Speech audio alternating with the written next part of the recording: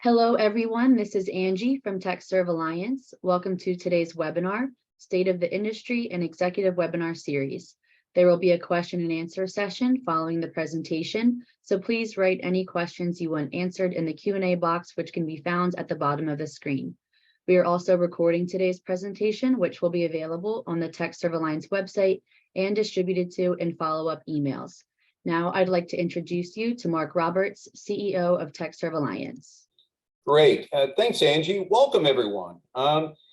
This is one of my favorite webinars that we do at TechServe Alliance. We really try to provide some insight and give you some opinions regarding where the industry stands. I think there's a fair amount of uncertainty. We're seeing some mixed signals, so we'll try to make the best sense of it as we can. Joining me in this effort is my good friend, Jim Janesky, who's Senior Advisor at the Corporate Advisory Group of PeaPack Private Investment Banking. Jim will share his insights after I provide an overview of some of the things we see going on.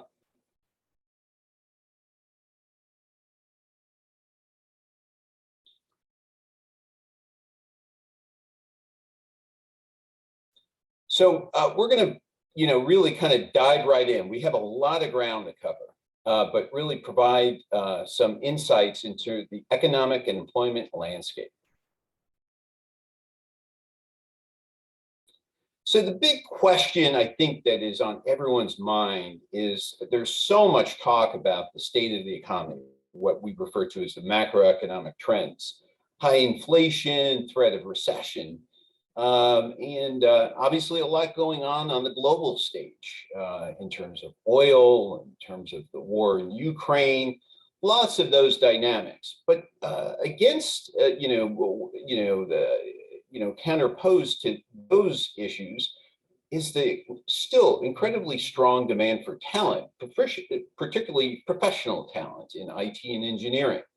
And so, how do you reconcile those different forces, those countervailing forces? And we'll provide some opinions, both Jim and I. And again, there's no clear answer, but perhaps we can share some of our insights. So first, in terms of GDP quarterly growth rate, as everyone knows, last two quarters have been, what I would describe as mildly anemic in terms of GDP growth. For some of the reasons that I just previously mentioned. And it's expected that growth will continue to be anemic. I think probably you saw in the news, some major bankers and the like are actually predicting a recession within the next year. I don't know if anyone fully knows whether that's the case. And really, some of the reasons why people are questioning that is the continued strength in the job market. So these are quarterly numbers, so they don't align perfectly with the monthly numbers that are provided by BLS. And the reason we use quarterly numbers is IT is only made available on a quarterly basis. So we use the overall quarterly number to make sure we're comparing apples to apples. So the overall quarterly unemployment rate as of the third quarter was 3.6%. And while that's extraordinarily low, of course, IT employment stands at 2.3%. Most economists believe that 4% is what would be considered full employment. So 2.3% is well below those full employment numbers. Engineering is even lower at 1.4%. For now, going on almost 2 decades, we've been doing the IT employment index. Engineering index came along a little later, and we'll talk about this. But this really does tell a tale of a challenge of really for the last 13 months or so, we've effectively been flat in terms of IT employment. And that is not a result of the lack of demand. That is a supply-driven phenomenon that we see numerous indicators, as well as I've been out speaking to many of our companies, and the challenge remains that folks have multiple candidates, have multiple opportunities, multiple offers for recs that are being presented to them. So very, very challenging environment remains in terms of finding talent. Engineering, obviously, a little different trajectory, but that's been growing. But IT employment, because of the supply challenge, has been a difficult environment. Here's just a few specific skill sets that we derive this data from the Bureau of Labor Statistics. Really encourage folks to share this kind of data with your clients. This is great stuff to have conversations around, perhaps move them off of being too slow in terms of making decisions, offering too low of pay rates and things of that nature. And likewise with IT unemployment, incredibly low in many of these skill sets. Information security analysts, computer systems analysts, database administrators, and architects. Really, truly, historically low unemployment.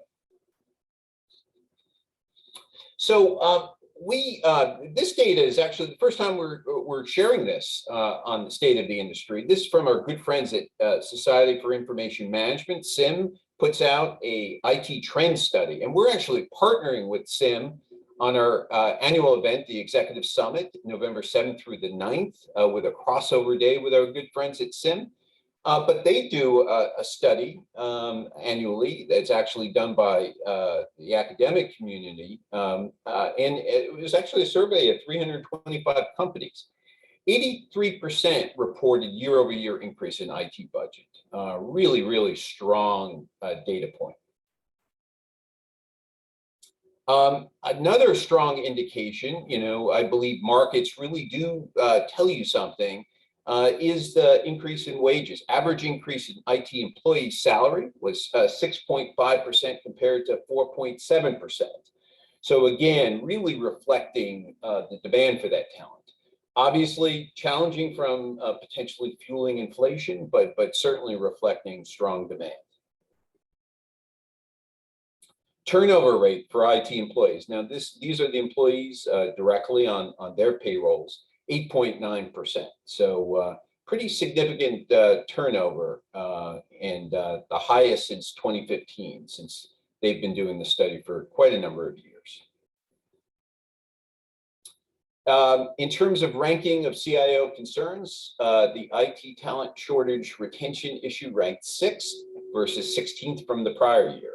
More than 20% of respondents actually ranked it as their top concern. And then what keeps them awake at night? I think always a good indicator of what's important to folks. Cybersecurity, certainly understand it as number 1, but they rank as number 2, the IT talent shortage challenge with retention. So really sharing with you the longer term picture. This is a 7-year chart, and you can really see that for really an extended period of time, we've been in a no growth, supply driven, challenging environment. Then you see that dip down, which was of course COVID, where IT employment declined by a little over 4%, and then pretty strong hockey stick recovery, and then you see that flat. Last month, it declined by 0.01%, flat, and we've effectively been flat for the last 13 months or so.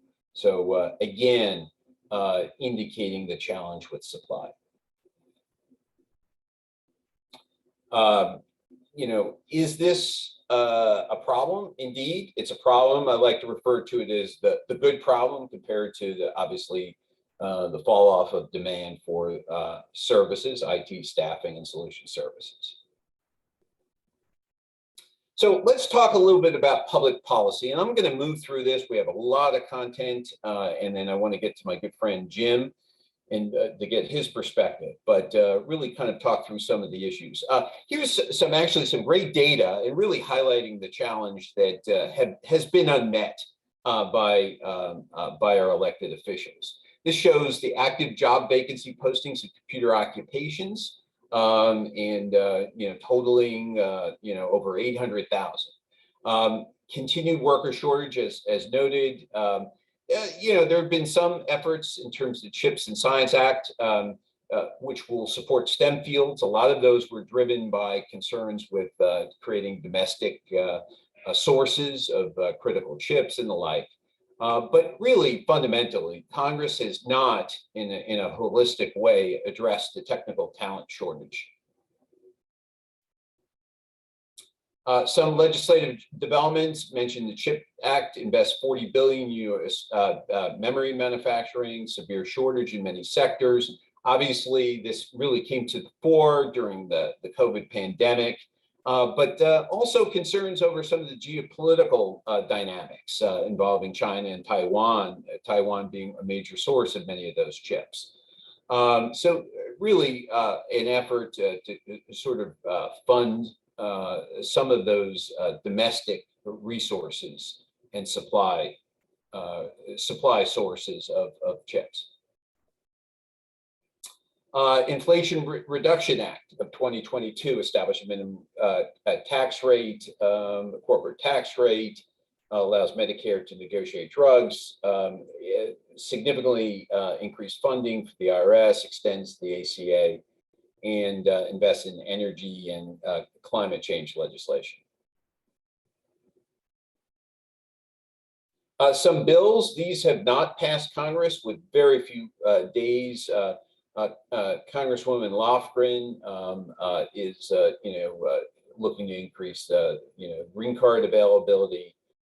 Republicans, there's a number of Republican House bill which seek to eliminate OPT programs. Regardless of whether it's sort of pro-immigration or anti-immigration, none of this has any strong likelihood of passing, given the limited number of legislative days and the polarized political climate. Some other labor and employment legislation, Pregnancy Worker Fairness Act, and the like, that does have and does enjoy bipartisan support. But again, unclear whether any of these will actually make it through the Senate, given the limited number of days.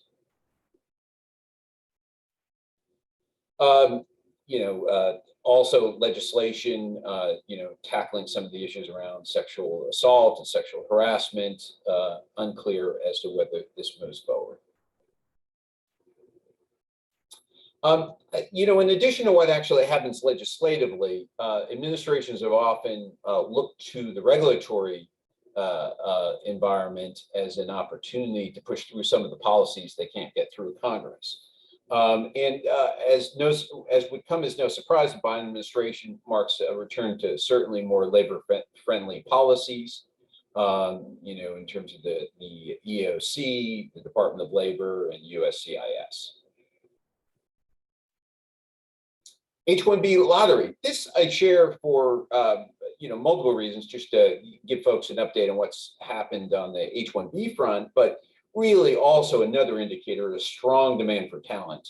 For FY 2023, which just began October 1, there were almost 500,000 H-1B registrations for the lottery, for basically 85,000 H-1B visas. They ultimately selected in only one round 127,600 registrations. You do the math, only 1 in 4 were actually selected. Again, a strong indicator of that demand for talent and the insufficient supply of talent here in the U.S. Again, just some updates on the H-1B, what's happening on the H-1B front. And, we're going to be moving through this fairly quickly, but you see significant decline in the denial rate, which had increased under the Trump administration, not only because of the administration's policies, but also because of litigation. So what are we looking at going forward? Here are some things, and I'll drill down on one, which is of particular importance, the DOL independent contractor rule. NLRB, joint employer standards, the fee rule, modernizing requirements for the H-1B, prevailing wage, and the overtime regulation update. So the H-1B requirements and oversight in providing flexibility has been delayed. Advance the slide there. Joint employer rule, again, this is sort of sort of a tit for tat between Democrat and Republican administrations. The rule goes one way under a Republican administration, it goes back the other way under a Democrat administration. And so no surprise there. DOL, Independent Wage and Hour Division, has looked to change the independent contractor and overtime regulations. And they've nominated a new administrator who's not yet been confirmed. So this literally just came out that the Department of Labor will be publishing what's called a Notice of Proposed Rulemaking just this week, with comments due at the end of November. And a lot of this, again, has to do with sort of the more pro-labor orientation of the Biden administration. And it's looking to really change the test for independent contractor classification. So this is an area that we watch very closely. Probably 1/4 of all consultants employed by IT staffing firms operate on an independent contractor basis, usually on a corp-to-corp basis. And so certainly this is an area that we'll be tracking very closely. The Trump administration had pushed through an independent contractor rule that was considered very sort of pro-business, pro-employer.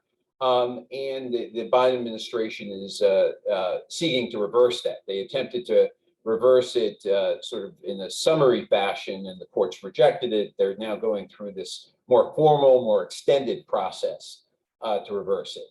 Unclear how it will impact IT and engineering staffing. Most of this is really targeting lower wage workers, particularly in the so-called gig economy, the Ubers, DoorDashes, Lyfts of the world. But very often legislation can be very broad, and regulations can be very broad in scope. And so that's one of the reasons that we track this very, very closely.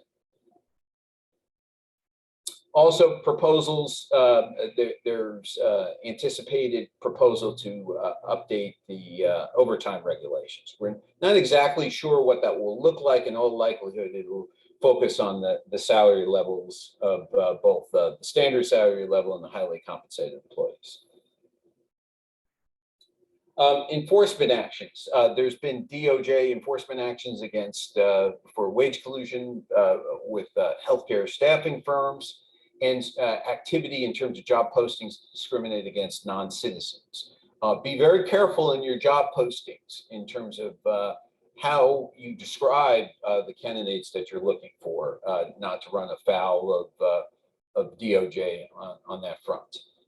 There's also interest to restrict what they refer to as so-called anti-competitive employer practices. A lot of this has to do with non-competes and things of that nature. Not clear exactly what will emerge from this, but certainly an issue we'll continue to watch. Really encourage anyone interested in government affairs, reach out to us, and happy to kind of get you more involved in our efforts on this front. So I just wanted to share some key industry metrics and some of our efforts to continue to bring those up to date. So the latest data we have is from our 2022 benchmarking report, and obviously this is looking back to 2021, extraordinary year. And Jim later in the presentation is actually going to share our thoughts in terms of where we see the remainder of 2022 going, as well as what 2023 looks like. But for the median firm, almost 18% growth in terms of top line revenue. direct hire continues to be significantly higher than it has been historically. And this has been one of the leading causes of pushing up profitability for many firms. Gross profits are also up. Again, a lot of that being contributed from both the tight talent supply as well as increase in direct hire, which is, of course, 100% gross profit, boosting overall gross profit numbers. And here's that overall gross margin trend, up nicely over the last number of years. And the bottom line profitability, really historic levels of profitability last year at 6.3%, with our high profit firms, those in the top quartile, at 11.7%. So, all of that is, we do that, our operating practice survey and sales recruiter metrics survey once a year. It's a deep dive looking at a variety of aspects of the IT staffing and engineering staffing firm operations. Really provides tremendous insights. But we can't do that on a more regular basis, just given the depth required of the type of information that's required to complete the survey. So we launched, and we currently have open what we call our TechServe Alliance dashboard, sponsored by CPAL, and really encourage you to complete the survey. And it really tracks a whole host of KPIs. It takes less than 5 minutes, and will give you a sense as to how you're stacking up against others in the industry on virtually a real-time basis. So follow the link, and when you get the deck, and really encourage you to participate in the survey we currently have open. So before I turn it over to Jim, again, ongoing issues regarding the office, remote, and hybrid. I know there's been a lot of talk on our various virtual roundtables on this. I think ultimately where things land in terms of, there's no question that remote and hybrid work is here to stay. Where things land as a percentage of internal employees and remote employees remains to be seen. This is again from our benchmarking report. Pre-pandemic, in terms of internal employees, it was 20% for the typical firm. Next line. As of the end of last year, it was 95% worked at least half time for the typical firm. And, our folks are projecting that it'll land at 90% in terms of internal employees. In terms of billable consultants, it was 25% pre-pandemic, went up to 80%. And then post-pandemic, most folks feel it'll land around 70%. Again, I think no one knows for sure, but we do know that it is significantly changed the dynamics of where you recruit, and it is likely going to be an issue issue that's going to continue to evolve over the next couple of years. So with that, I'm pleased to turn it over to my good friend Jim, who will kind of give us his insights in terms of what he's seeing going on. Jim? Thanks, Mark, and welcome everyone. Just want to, before we start, mention that the picture of me on page 2 is from 2014. And while I don't mind, if you see me at the conference in November, don't look scared, okay? We'll try to update the picture. But first, I want to start off with the usual economic and IT industry trends, and we'll switch to page 3. I want to read this to you quickly because I think it really sets the stage for the rest of the webinar and what's going on in the economy and the job market. And this is from a firm I used to work at, Stifel, where I was an equity research analyst.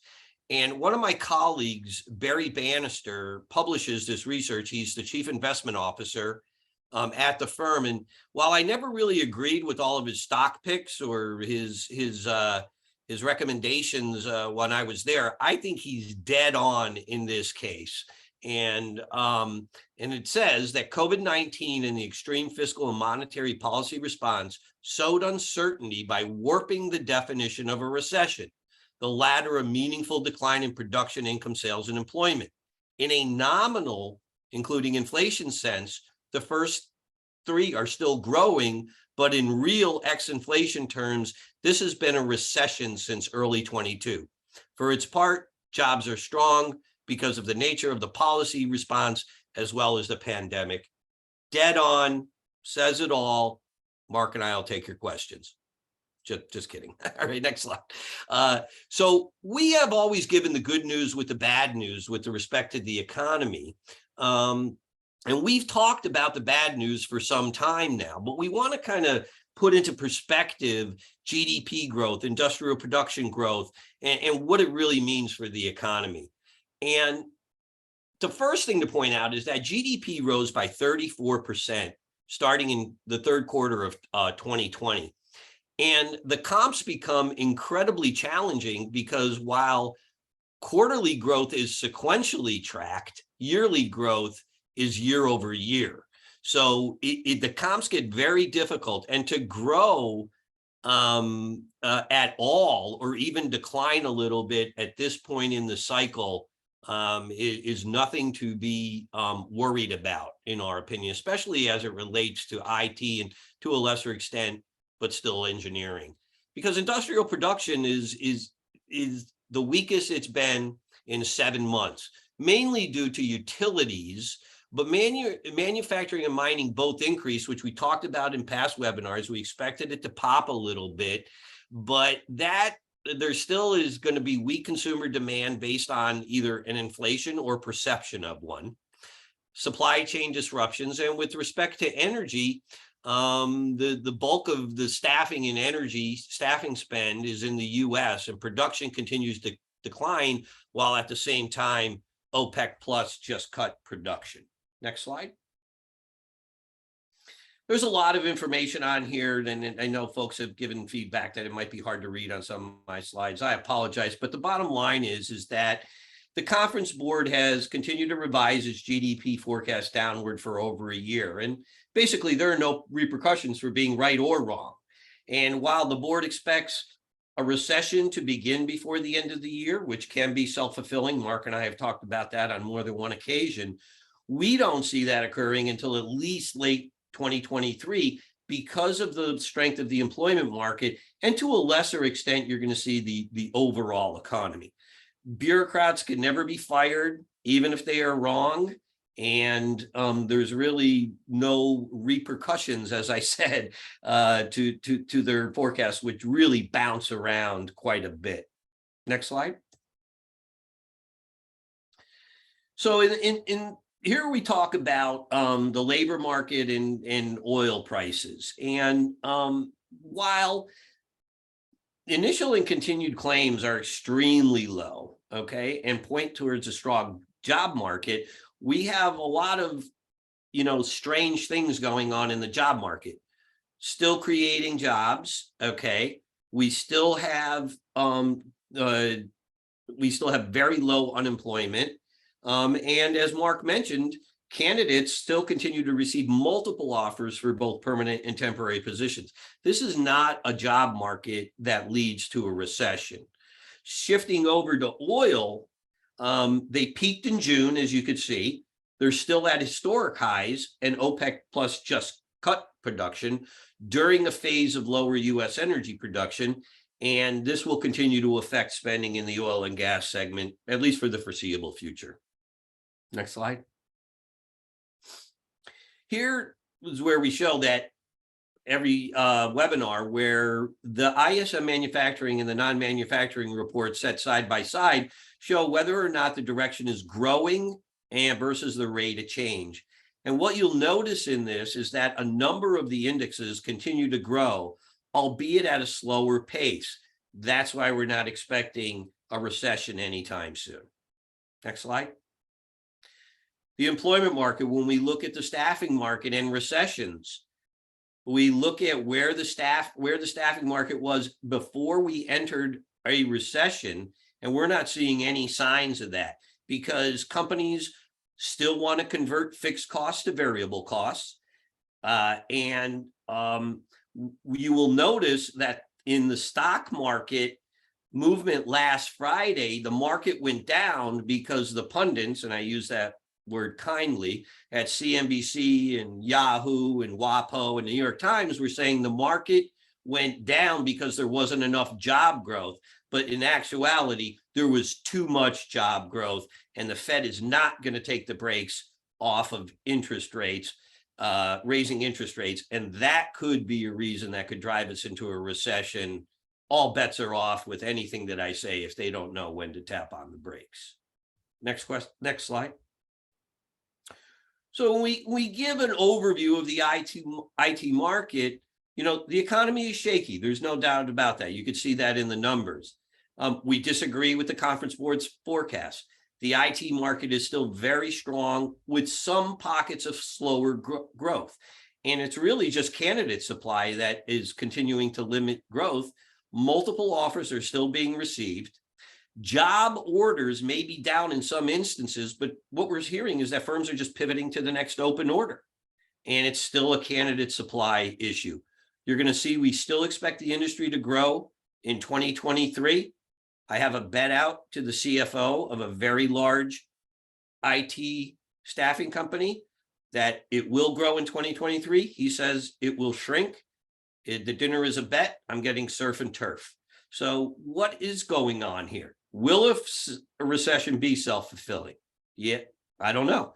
How will the IT market react in the next recession? I think it will react the same way it did in the past recession. We're going to see an overreaction of job cuts and what will follow is extreme increase in job orders very quickly in the IT market if it declines at all.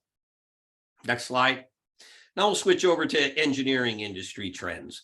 And as usual, we'll talk about the various segments. First is oil and gas. These are most affected by lower energy production, any new hydrocarbon regs, declines in OPEC production, as we're in an area or in an era of lower oil production. We're probably not going to see a lot of engineering spend in this area for the foreseeable future, as I've said during the webinar. Next slide. Infrastructure, roads, airports. This is all, coal is dead. The grid infrastructure, roads and airports, the administration already passed the spending bill, and it will continue to significantly invest above what we consider normal levels. But now it's not going to affect the market until at least late 2023, because there's just way too many other priorities. You don't even hear about shovel ready and things of that much anymore. Next slide. And as we pointed out, together, these two verticals, oil and gas and infrastructure, account for 70% of the spend in the engineering spend market. Manufacturing, these are the most economically sensitive, have rebounded because some supply chain issues have been relieved, but they're nowhere near normal levels. There still are supply chain issues. There is lower demand, and policy decisions will always have an effect, whether it be the administration's policy decisions, the Fed's policy decisions, et cetera. We don't expect any significant increase in manufacturing spend until consumers are confident that a recession isn't imminent. And when it's beat into you every day on the news that we're going into a recession, your wallets aren't going to open up. And that's 65% of GDP. Next slide. Chemicals, increased feed prices we've talked about. The specialty market is in a secular growth trend, but that'll sputter and has sputtered in a real or perceived recession. We've seen some spending, they got pulled back there as well. And the next slide will show that that's together 20% of the market. And then with our final slide, we talk about the government. There's tons of spending here. We talk about Jacobs, one of my most well-respected companies in the engineering space, that they've really shifted more towards government work. If you look at their stock price, it's done great, notwithstanding the current market. But the spend has recently moderated, and as you'll see from the next slide, that's about 10% of the market. Next, we'll talk about public company analysis and how it relates to the merger and acquisition environment. And what you'll see in the next slide is that while professional staffing outperforms due to growth and margins and some visibility, they have pulled in executive and retained search. There's obviously worries in the stock market because you look at the EBITDA multiples that they're trading at. There's worries in the market that retained and exec search could be cut off, immediately. So that's why they're trading lower. But if you look at the next slide, and I know there's a lot of information on here, and we focus on the information in the boxes, and especially the one in professional staffing, you'll see that on an enterprise value to their generation of EBITDA, they're still trading at very healthy multiples. And you look at ASGN, for example, and Kforce, over 10 times and approaching 11 is very healthy, but I don't think that's going to continue for very long, because we have a saying on Wall Street, and I'll give you the politically correct one: when they raid the chicken coop, they take the fat chickens first. So these stocks are going to get hit over time, in my opinion. But as it relates to the M&A environment, public margins are now more in line, and I think are going to become even more in line with private multiples, because the M&A environment, you'll hear his comment, really hasn't slowed down in any significant way. Next slide. Current situation in analysis is that, yes, the economy has slowed. Let's put that into perspective. Economists' predictions are often wrong, okay? IT staffing, with pockets of slowing, will probably grow faster than every vertical except healthcare and life sciences this year. Industrial production did rebound, but has recently been anemic, and we expect that to continue for the reasons that we gave: inflation, consumer spending, et cetera. And then what about inflation and the risk of recession? Well, record inflation rates are here for the foreseeable future. We just have to get used to that. Increased energy prices will stifle consumer spending, because $3.60 a gas, which is what roughly we pay here, is still pretty high. While some folks may not look at that, it is a very large portion of other individuals' budget for a given month. And finally, executives can talk themselves into a recession, and we've seen it happen for a short period of time. I think that's happening right now, but then in the end, the economy takes over. Next slide. Forecasting, good economic backdrop. Economy has slowed. In some cases, it's been self-inflicted. We won't get into that. Call me if you want to know why. We're feeling the gas pinch as consumers. Mark has mentioned, but remote work creates opportunities, 70 to 80% range, which the IT and engineering segments were arguably better prepared than any other segment for remote work. Oil and gas and government expected to be under pressure. We're going to keep our wage inflation, really keeps our 22 forecast, you'll see, intact. And I'll tell you why. And we still expect growth in both verticals during 2023. And with that, we're going to keep our forecast for IT up 11%, for 2022 up 9%, for engineering. The reason is it's already October. November and December are not historically the best months for IT and engineering spend, or any staffing spend. So there's not much that can happen in the next couple of months that can really bring these numbers down. In 2023, we came up with our initial forecast, 5 to 7%, 3 to 5 for IT, 3 to 5% for engineering. And We're giving a range just because of all the uncertainty going on in the economy. Frankly, I think that 2023 could be higher based upon where policy decisions and the midterm elections wind up. And we'll keep you updated on what our thoughts are going forward. Final thoughts. Our forecast is based on a slowing economy, not a recession. Key economic risk are inflation, consumer spending, geopolitical tensions, and policy decisions. 2022 will probably be the highest year ever for IT staffing. IT and engineering generally fare better than GDP and IP. The M&A market is still very active. There might be some changes in terms, so we're not seeing necessarily 80% in cash at closing. Some cases for small companies, we saw in the past 100% cash at closing. We're seeing a little bit more buyers are asking sellers to take on a little bit more risk, but the multiples are still very healthy and as I mentioned, more in line with public companies. Final thought is that the TechServe roundtables that Mark does, I think, are great. Listen to them, listen to your colleagues, turn off CNBC, turn off Yahoo Finance. And I think that, Mark really and the folks in those roundtables really have much more of a pulse on what's happening than economists. Thanks, Mark. Great job, Jim. Thanks. And I always appreciate you, putting us above CNBC as the authoritative source.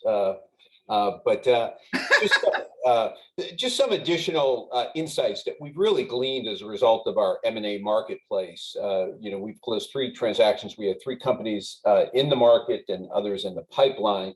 So what's really driving, and Jim alluded to it, these increased valuations? Well, first, and I shared with you net profitability. Next slide, please.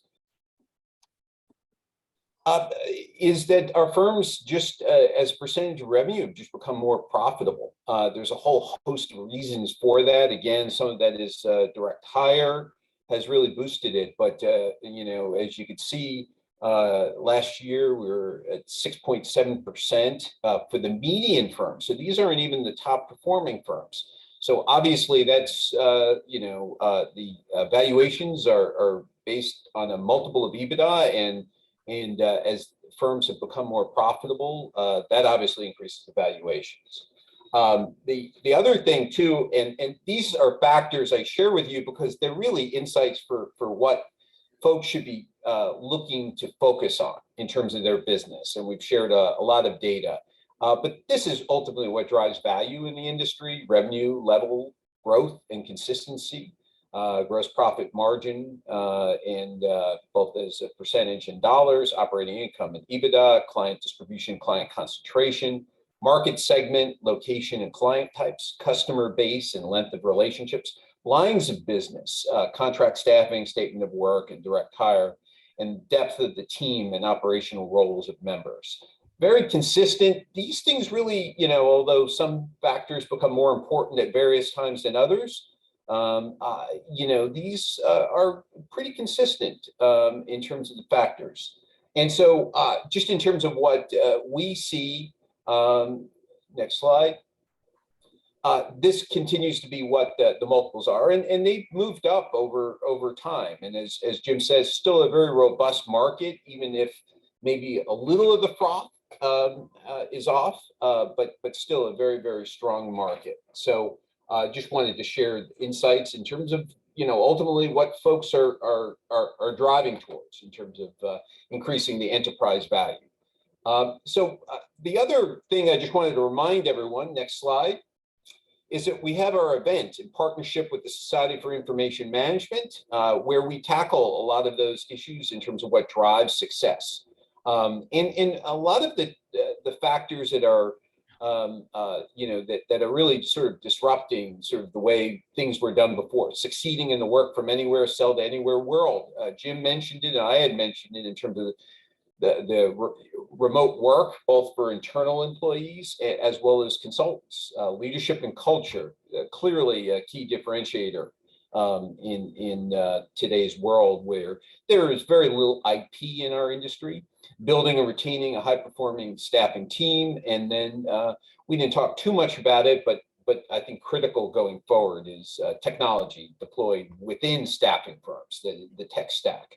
For those that are on and have not registered yet, we do have a discount code for attending, just TechServe CEO, and discount offer current registration rates. We're November 7th through the 9th at the La Quinta Resort and Club. Obviously, I'll be there. My good friend Jim will be there as well. And with that, I want to open it up for questions. So if you have a question, type it into the dialogue box. We have one question, but for those that have any other questions, feel free to post them. Jim, this is one for you. Do you have any thoughts on where T-bill rates will peak going forward? It doesn't specify duration. Yeah, I will. I'll talk about duration. I saw that question, so I kind of prepared for it, Enoch, and I look forward to seeing you. So the 30-year T-bill rate is now at 3.86%. Okay, a month ago, it was at 3.42%. 40 basis points in the 30-year T-bill is like 1,000% increase in the stock market. Okay, so, and that's because of the fear that growth is slowing, but not going into a recession quite yet. And there's a shift from stocks to bonds overall because of their safety, especially T-bills, which are the safest. So if we're going into a recession a year from now, you're going to see much higher T-bill rates a year from now. But the bonds will be higher because the prices, the bonds will be lower. The price is moving in an opposite direction as well. But we do expect, if there's a recession in 2023, that's a key thing. The T-bill rates will continue to go up. Good. Very good. Let's see. One of the slides said that healthcare and life sciences outlook for 2023 is not good. Any specific reason? Jim? Yes, there's two reasons. And one goes back to my reference to GDP growth, where comps get difficult, Mark and folks. And we saw, Mark, remind me, we saw the healthcare staffing industry grow at 40% last year. It may have even been higher. It's been an absolute tear. Yeah.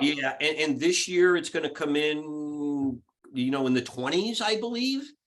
And the comps just get so incredibly difficult that to expect a decline is really still a very robust market. So don't let that fool you if you're thinking or are in healthcare staffing. Also to point out that the pandemic created incredible growth in two areas that contributed to the industry growth.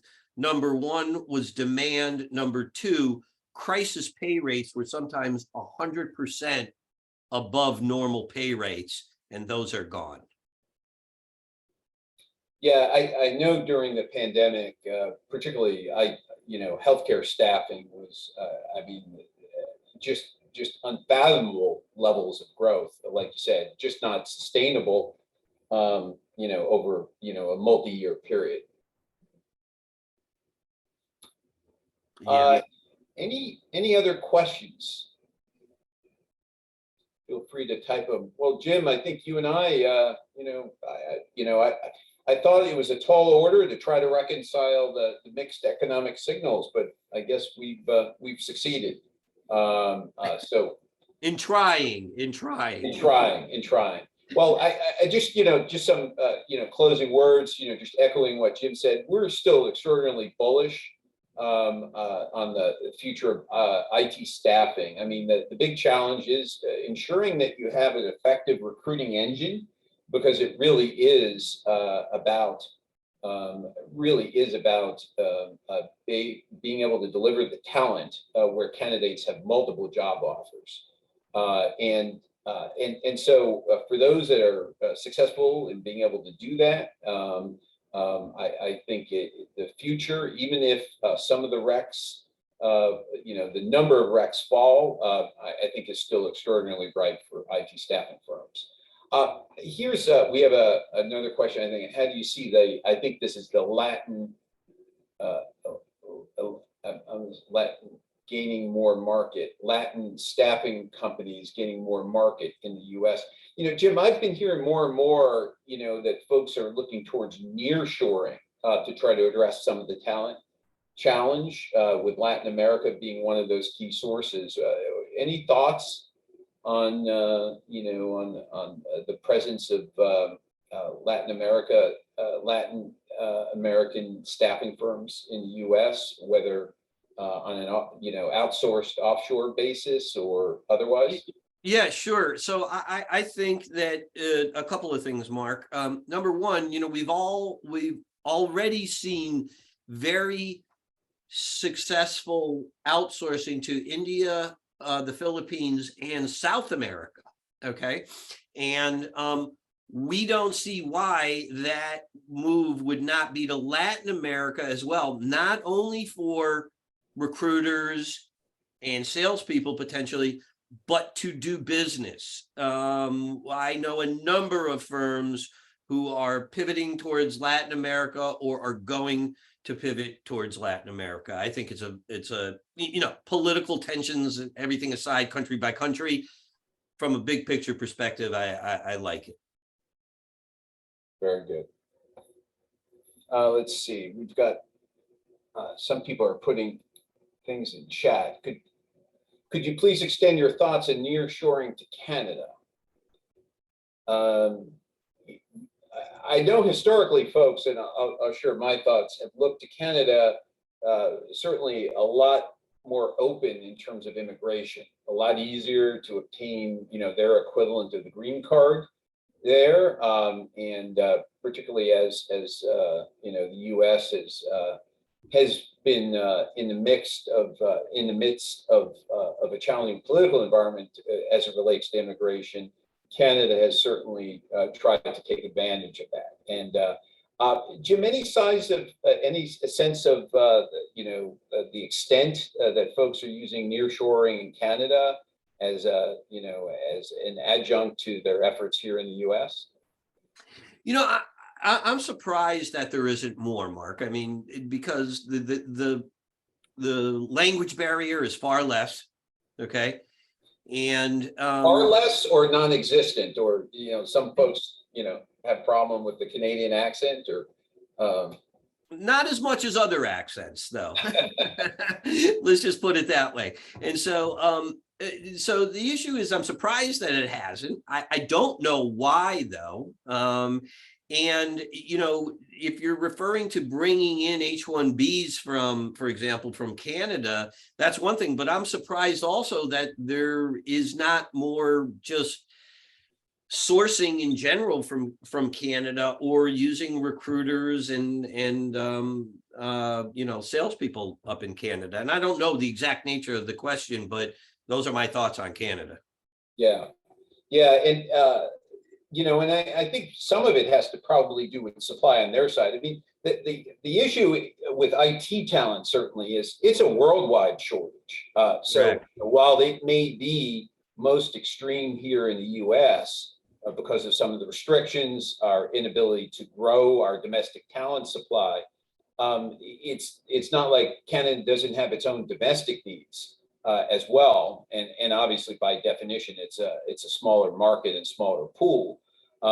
Just given the general size of the population. But I do know that nearshoring seems to be a trend, and there's been a buzz about it in some of the roundtable discussions.